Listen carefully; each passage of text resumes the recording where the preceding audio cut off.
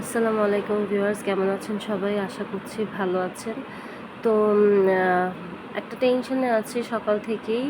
সেটা হচ্ছে শুনতে পাচ্ছি ফেসবুকে স্ক্রল করলেই যে ভারত আর পাকিস্তানের নাকি যুদ্ধ হবে। তো যুদ্ধ জিনিসটা শুনতেই কিন্তু ভয় লাগে, কারণ ইদানিং হচ্ছে মানে কতদিন যাবতই তো ইসরায়েলের যুদ্ধ ফিলিস্তিনের সাথে দেখলাম। তারপরে হচ্ছে আমাদের 1971 সালের মুক্তিযুদ্ধের কথা ছোটোবেলা থেকে শুনে আসছি, কি ভয়ানক পরিস্থিতি ছিল। তো যুদ্ধ নামটা শুনলেই কিন্তু অনেক ভয় লাগে। তো সকাল থেকে একটু টেনশন লাগছে।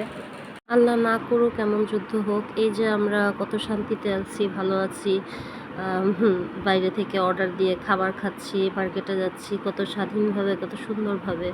যুদ্ধ লাগলে কিন্তু আর এটা পসিবল না, কারণ যুদ্ধ যে একটা কী জিনিস আসলে যারা দেখছে তারাই হয়তো জানে।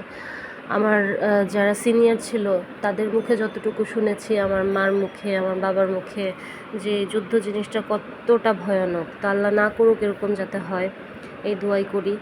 সব কিছু যাতে সমঝোতার মাধ্যমে ঠিক হয়ে যায়। হ্যাঁ, সবাই যাতে ভালো থাকে, সব দেশ যাতে ভালো থাকে।